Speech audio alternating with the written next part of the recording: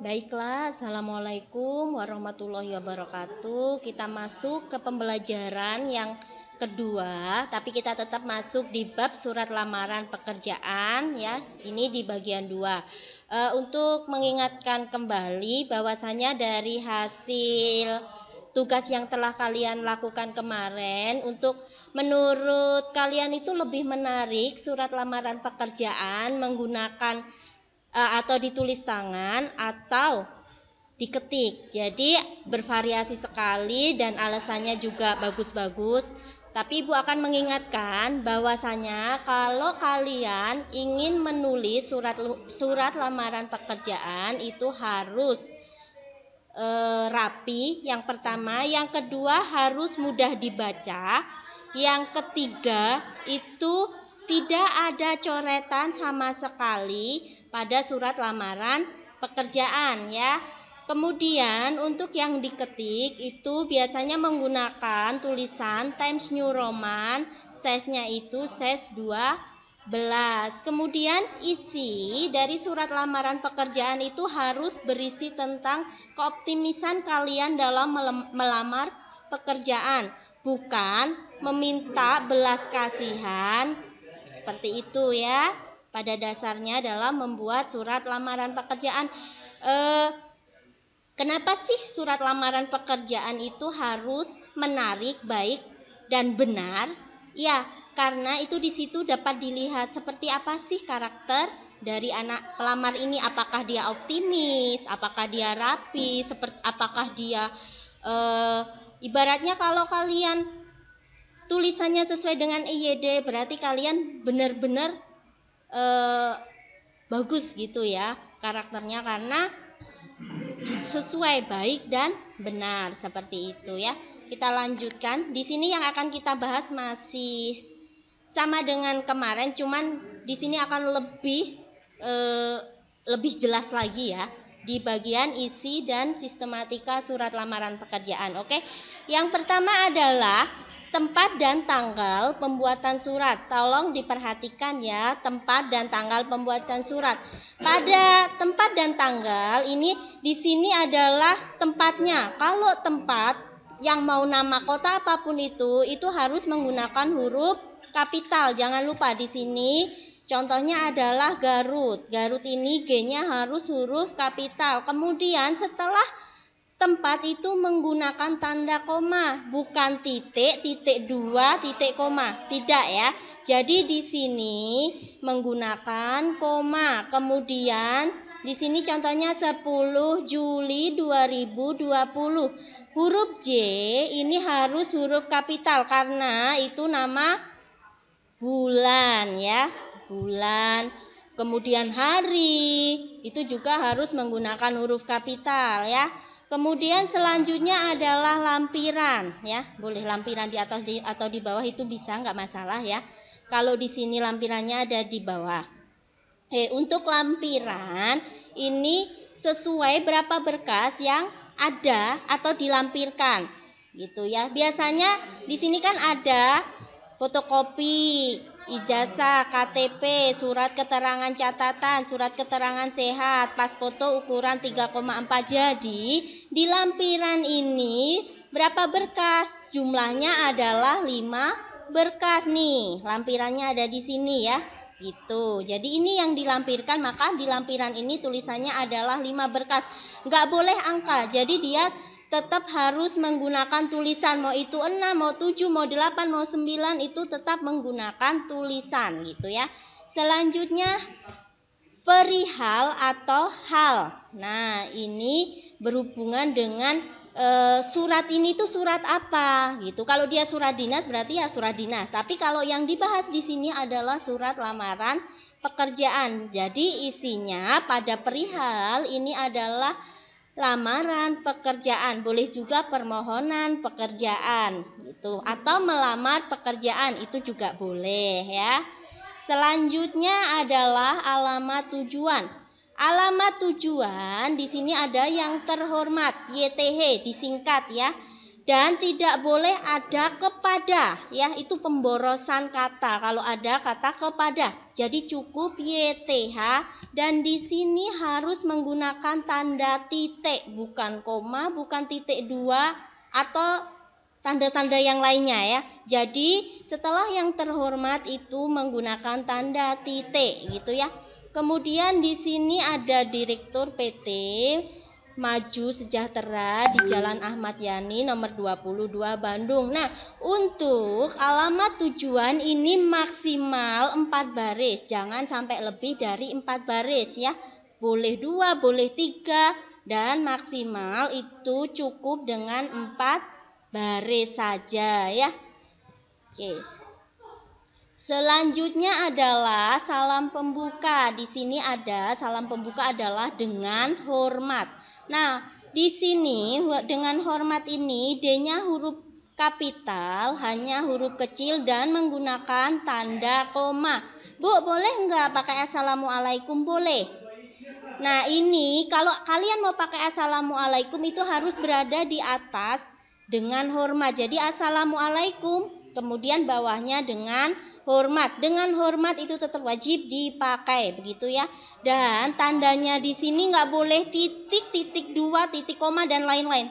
Dan wajib menggunakan tanda koma. Oke, selanjutnya ini adalah isi surat ya. Isi surat ini ada alinea pembuka, alinea isi dan alinea penutup. Nih, berdasarkan iklan lowongan pekerjaan bisa kalian baca sendiri tentang isi surat. Nah, untuk alinea penutupnya ini demikian surat lamaran ini saya sampaikan gitu ya. Yang selanjutnya adalah salam penutup. Dalam salam penutup ini bukan demikian surat lamaran ini saya sampaikan, bukan. Tapi salam penutup di sini adalah dengan hormat saya. Ini adalah salam penutup. Hanya huruf kapital, S-nya huruf kecil dan dengan tanda koma, bukan tanda titik dan yang lain-lainnya. Cukup dengan tanda koma. Jadi ini sudah sesuai ya. Kemudian yang terakhir adalah tanda tangan dan nama jelas dari pelamar. Di sini ada tanda tangannya, tanda tangan yang buat surat lamaran pekerjaan. Setelah tanda tangan itu disertai dengan nama pelamar pekerjaan seperti itu. Jadi kalau kalian sesuai ya, untuk sesuai penulisan yang baik dan benar ya memang harus seperti itu. Tapi kalau isinya itu bermacam-macam, sedemikian rupa kalian membuatnya sekreatif mungkin, gak harus sama dengan contoh yang ada di sini. Tapi untuk susunannya, kemudian penggunaan tanda bacanya itu harus disesuaikan. Nah, kalau di sini misalnya fotokopi ijazah titik 2 ya, dia harus menggunakan tanda titik 2. Kadang ada yang lupa ya. Setelah di sini selesai, maka di akhir ini seperti nomor 5. Nah, ini menggunakan tanda titik gitu ya. Jadi terus setelah itu tanda titik. Kemudian, Bu, dalam penulisan surat lamaran pekerjaan harus seperti ini enggak sih? Kalau susunannya seperti ini, tapi kalian bisa menggunakan berbagai macam, misalnya di tempat dan tanggal pembuatan surat ini kita ubah di sebelah sini boleh ya, di atas perihal ini boleh gitu ya. Kemudian kalau di sini ininya di sini berarti tanda tangan dan nama jelas pelamar itu juga diluruskan dengan ini ya, biar lebih rapi gitu ya. Jadi nggak harus plek sama yang ada di sini, tapi susunannya kemudian tanda bacanya itu disesuaikan gitu ya dengan EYD. Oke. Selanjutnya ini ada contoh ya. Contoh surat lamaran pekerjaan berdasarkan info dari WhatsApp. Biasanya ada tuh dari grup-grup, ada lowongan pekerjaan nih, lowongan pekerjaan. Nah, ini kalian bisa lihat di sini.